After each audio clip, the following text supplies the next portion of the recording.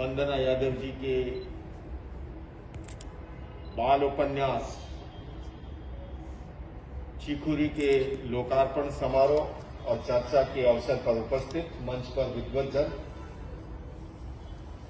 अद्वित प्रकाशन ने जिस बाल उपन्यास को हमारे सामने लाया है, उसकी लेखिका कितने मोर्चे जैसे उपन्यास को जिन्होंने लिखा, और जब मैं उनके इंद्रधनुषी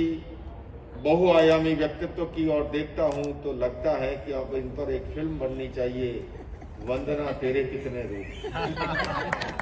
रवि जी, मुझे नहीं पता, मैं इतना कह सकता हूं, आप पिटो न पिटो, वो फिल्म नहीं पिटेगी जो 11 भाषाओं को ज्ञाता हो, 17 भाषाओं को जानती हो। वंदना तेरे कितने रूप। वो बाल कथाकार है,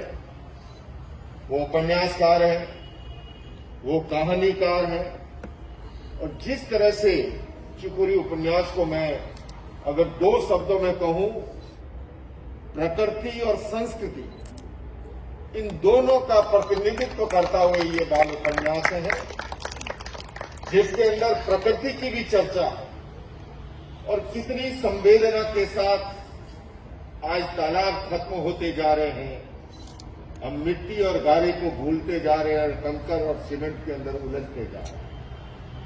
इसमें संस्कृति का भी, कि किस तरह से मानव, इंसान और प्राणी जगत के बीच में संपर्क और संवाद का क्रम रहना चाहिए, सचमुच में इतनी संवेदनशीलता के साथ जो लिखा गया है, वास्तव में वह अनुपम है, अद्वितीय है, बेजोड़ है, और इसके लिए वंदना यादव जी को बहुत बहुत साधु होने के नाते मैं साधुवाद देना चाहता हूं।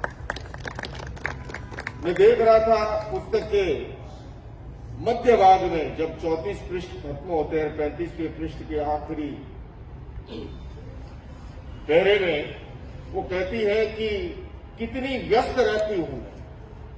और पता नहीं वो गिलहरी के लिए कह रही है या स्वयं के लिए कह रही है, लेकिन सचमुच में एक बहुत गहरा, हालांकि कहने को तो हम सभी भी कहते हैं, अगर कहा जाए कुछ अच्छे कार्य के लिए व्यस्त बहुत रहता हूं, पर सच्चाई ये है व्यस्त कम, अस्त व्यस्त ज्यादा रहता है। व्यस्त रहना कोई सीख है वंदना यादव जी, मैंने निकट से पढ़ने का प्रयास किया है। जिस तरह से वो, जैसे रवि जी अभी बता रहे थे कि रात को 2 बजे भी जो है, और कभी कभी आजकल तो सुविधा है,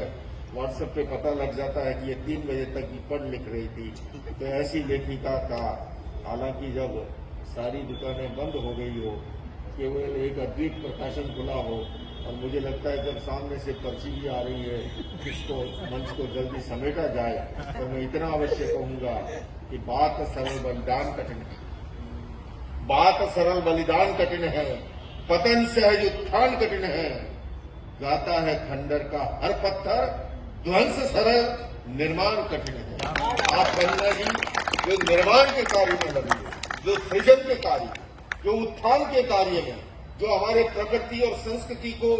जोड़ करके हम सबको प्रेरित कर रही हो,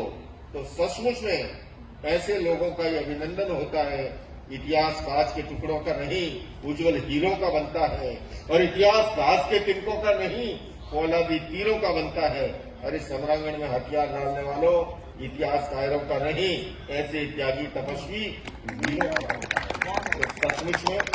मैं पुनः एक बार बहुत बहुत बधाई देता हूं, शुभकामनाएं देता हूं, और हम अगली कृति का इंतजार करेंगे। पिछले वर्ष भी मुझे यहाँ आने का अवसर मिला था, आज पुनः आपने अवसर दिया, और हम अगली कृति का इंतजार करेंगे। श्रेष्ठ कृति आप इसी तरह देती रहें, इन्हीं शब्दों के साथ। ओ